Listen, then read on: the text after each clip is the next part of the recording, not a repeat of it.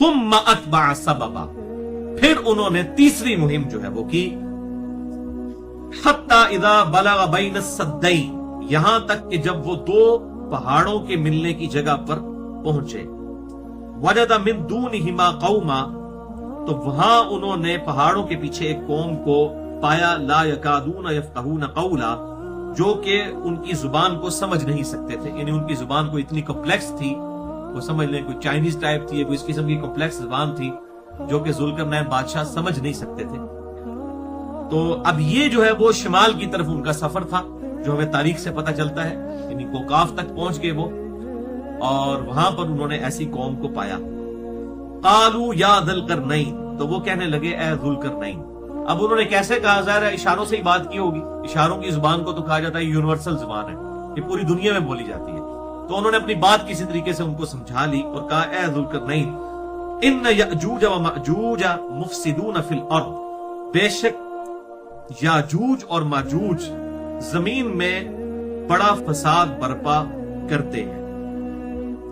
यानी ये दो कौमें थी जो कि वहां से आकर इन कबाइल को लूटा करती थी, याजूज और माजूज। इनको इंग्लिश में गॉग मैगॉग्स कहा जाता है। याजूज और माजूज ये दो कबाइल थे, ये दो कौमें थी जो कि आकर कत्ल गारत का बाजार गर्म करती थी। तो जुल्करनैन बादशाह से उन्होंने रिक्वेस्ट की कि आप जो है वो हमारी इस मामले में कोई मदद कीजिए। तो उन्होंने क्या कहा, फहल नजअलु लका खर्जा, हम आपके लिए खराज मुकर्रर कर देंगे, हम आपको टैक्स देने के लिए तैयार हैं, ऑन पेमेंट आप हमारा ये काम कर दीजिए। अला अन तजअल बैनना व बैनहुम सद्दा, कि आप उनके और हमारे दरमियान कोई दीवार बना दें। यानी ये समझ लें कि दो तरफ से तो पहाड़ मिले हुए थे जिसके अंदर से वो कौम जो है वो आती थी, अब तीसरी तरफ सिर्फ एक बंद बनाना था। यदि ऐसे चीज हो और नीचे आप बंद बना दें तो वो सारे का सारा मामला उसी के अंदर ट्रायंगल में कैद होकर रह जाएंगे। तो ये जिस तरीके से ये डैम्स भी बनाए जाते हैं, तो सामने एक दीवार खड़ी कर दी जाती है तो सारा पानी जो है पीछे तक रुक जाता है। तो दो पहाड़ों के सिलसिले थे, सामने आपको एक दीवार बना दे, वो तकरीबन 50 मील चौड़ी दीवार उन्होंने बनाई और तकरीबन 30 फुट ऊंची, जो हमें तारीख से पता चलता है, और 10 फुट तकरीबन वो चौड़ी दीवार थी, लोहे और तांबे के साथ जुल्करनैन बादशाह ने बनाई। तो उन्होंने कहा हम आपके लिए खराज मुकर्रर कर देते हैं, आपको रकम देते हैं, आपको ऑन पेमेंट हम आपकी मदद करने के लिए तैयार हैं कि आप हमें इनके शर से बचाने के लिए जो है एक दीवार बना दीजिए। क़ाल मा मक्कनी फीही रब्बी खैर, तो उन्होंने कहा कि मेरे रब ने जो कुछ मुझे बख्शा है, साजो सामान दिया है और मुझे जो करार दिया है जमीन के ऊपर, वो तो बेहतर है। तुम सिर्फ क्या करो, फअईनूनी बिकुव्वतिन, तुम मेरी जिस्मानी मुशक्कत के साथ यानी मेरी मदद करो, मैन पावर मुझे प्रोवाइड करो, यानी मजदूर तुम्हारे हो। अजअल बैनकुम व बैनहुम रदमा, मैं तुम्हारे और उस कौम के दरमियान, याजूज और माजूज दो कबाइल के दरमियान एक आड़ मजबूत कायम कर देता हूं। आतूनी जुबर अल हदीद, तुम मेरे पास लेकर आओ लोहे की चादरें। हत्ता इदा सावा बैन सदफैन क़ाल फुहू, यहां तक कि जब हमवार कर दिया उसने जो कुछ दो पहाड़ों के दरमियान खिला था, उसको पुर कर दिया लोहे से, तो उसने फिर हुक्म दिया कि अब इन जो ये मोटी मोटी हमने चादरें रखी हैं लोहे की, इनको गर्म करना शुरू करो। हत्ता इदा जअलहु नारा, यहां तक कि जब वो लोहा बिल्कुल गर्म हो जाए। क़ाला आतूनी उफ़रिग़ अलैहि क़ितरा, तो मेरे पास लेकर आओ जो है तांबा पिघला हुआ, ताकि मैं इसके ऊपर उंडेल दूं। यानी उसको गर्म किया ताकि वो एक समझ ले वेल्डिंग हो जाए, बॉन्ड बन जाए। लोहे और लोहे की चादरें थी और उनके दरमियान आप समझ ले फिलिंग, जिस तरह जो है वो दीवार में जब ईंटें जोड़ी जाती हैं बीच में सीमेंट की फिलिंग करके तो उसका बॉन्ड बनाया जाता है, इस तरीके से उन्होंने उन चादरों का बॉन्ड जो है वो इस तरीके से बनाया कि उसके अंदर पिघला हुआ तांबा डाल दिया। फमस्ताउ अन यज़हरू वमस्तताउ लहू नक़बा, सो याजूज माजूज बड़ी कोशिश करने के बावजूद भी इसे सर न कर सकेंगे और न इसमें सुराख कर सकेंगे। यानी वो 50 मील तक समझ ले वो पूरी लंबाई थी उस दीवार की, 10 फुट चौड़ी और तकरीबन 30 फुट ऊंची। ज़ाहिर लोहे की है, उसमें तो कोई नकब भी नहीं लगा सकते थे वो। तो ये अल्लाह ताला की तरफ से खास मदद आई उनके लिए और उन्होंने ये मामला किया। क़ाल हाज़ा रहमतुम मिन रब्बी, तो उन्होंने जुल्करनैन बादशाह ने कहा ये मेरे रब की है। यही एक नेक बंदे की निशानी है कि जब भी कोई बड़ा कारनामा करता है तो उसको अपने रब की तरफ मंसूब करता है। हाज़ा मिन फ़ज़्लि रब्बी, یعنی اس سے بات پتہ چلی کہ یہ دنیا دار بادشاہ ہوتے تو یہ کہتے دیکھا میں نے کتنا بڑا کارنامہ کیا ہے، میرے جیسا تو کوئی لیڈر نہیں ہے، میرے جیسا کوئی انٹلیکچوئل ہی نہیں ہے. انہوں نے کہا یہ میرے رب کا فضل ہے جس نے مجھے یہ ساری چیزیں سکھائی تھی.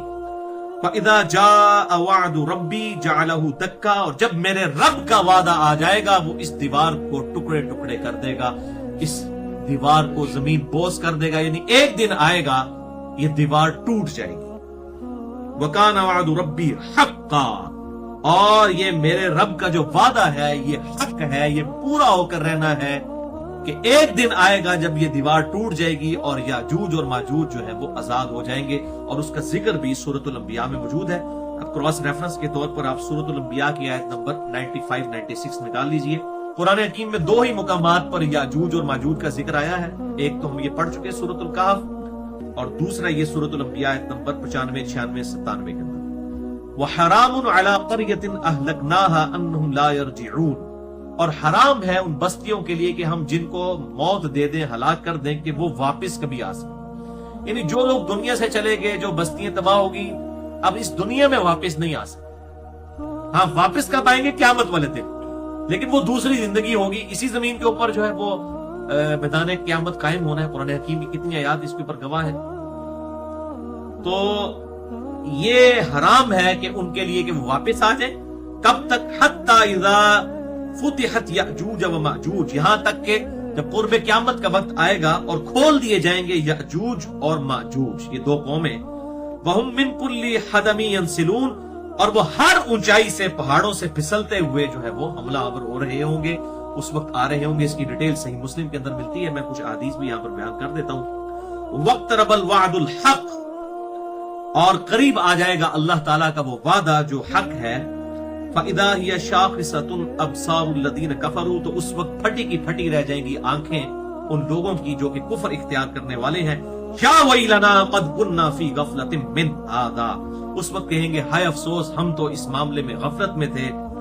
بَلْ كُنَّا ظَالِمِينَ، بلکہ ہم خود ہی ظالم تھے. إِنَّكُمْ وَمَا تَعْبُدُونَ مِن دُونِ اللَّهِ، بے شک ہم تمہیں بھی، ان لوگوں کو بھی، ان کافروں کو بھی، اور جن کی یہ عبادت کرتے تھے اللہ کو چھوڑ کر.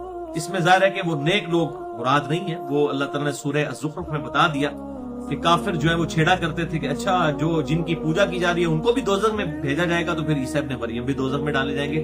تو اللہ تعالیٰ نے فرمایا کہ یہ بالکل حجت بازی کر رہے ہیں. عیسیٰ علیہ السلام کو نہیں پھینکا جائے گا کیونکہ انہوں نے تو دعوت نہیں دی ہے.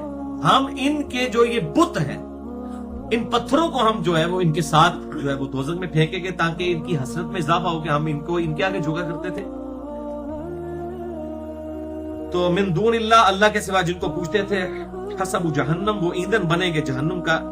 انتم لہا واردون، اور تمہیں اس کے اوپر سے گزرنا ہوگا. لو کان ہؤلاء آلہۃ ما وردوها، اگر یہ خدا نہ خواستہ یہ الہ ہوتے، یہ بھی کوئی چھوٹے الہ ہوتے تو کبھی بھی دوزخ کے اندر تو پیش نہ کیے جاتے. وَكُلٌّ فِيهَا خَالِدُونَ، اور وہ سب کے سب اس کے اندر ہمیشہ ہمیش دوزخ میں رہیں گے. وَلِعَوْذُ بِاللَّهِ تَعَالَى. اللہم اجرنا من النار، اللہم اجرنا من النار، اللہم اجرنا من النار. تو یہاں پر ذکر آیا کہ یہ قرب قیامت میں یہ معاملہ ہونے والا ہے کہ یأجوج اور ماجوج یہ 2 قبائل آزاد کر دیے جائیں گے، اور یہ پہاڑوں سے پھسلتے ہوئے جو ہے وہ حملہ آور ہو جائیں گے پوری کی پوری